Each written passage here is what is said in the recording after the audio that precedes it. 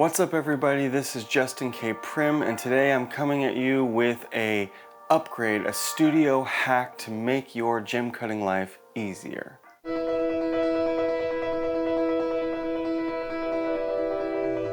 So if you've been following my channel for a while, you know that I love a nice, clean, well-organized faceting studio.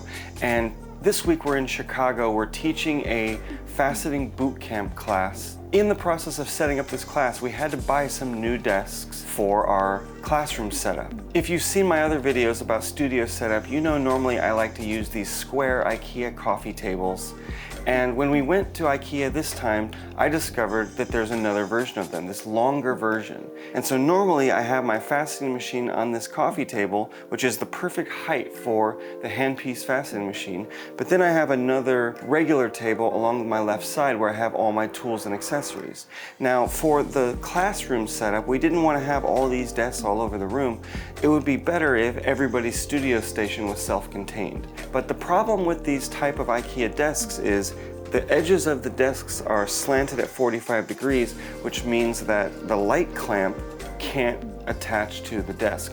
So normally I've always attached my light to my left side table where all my tools are at. But we got a little bit clever and creative this time, and I wanted to show you guys the little hack that we did to make these desks work as a complete standalone studio desk. Notice here we flipped the desk over, and with a 1-inch drill bit, we were able to position the light clamp to where we wanted it to be. It was basically a couple of inches from the top left corner of the desk. And on the bottom of the desk, where the edge is cut in at 45 degrees, we just drilled a hole straight parallel with the top of the desk so that we would level out this 1-inch area.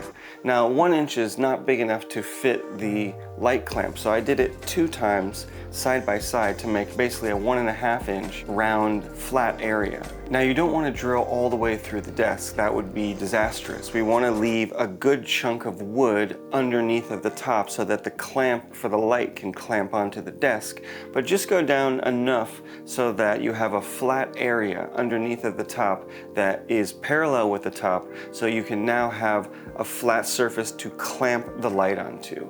And so you can see here we've clamped the light onto the desk. It's very secure, it's very snug, no chance of falling off, but now we can use this desk as our only desk, our solo desk, and not have to have an extra piece of furniture. And here we can see the entire studio setup with all of the tools on the desk, perfectly functional, perfectly comfortable, and saving you one less piece of gear that you have to buy. So if you're getting ready to set up your own faceting studio, you're buying a handpiece based machine, or maybe you already have a studio and you're just looking to improve the ergonomics, definitely check out this desk.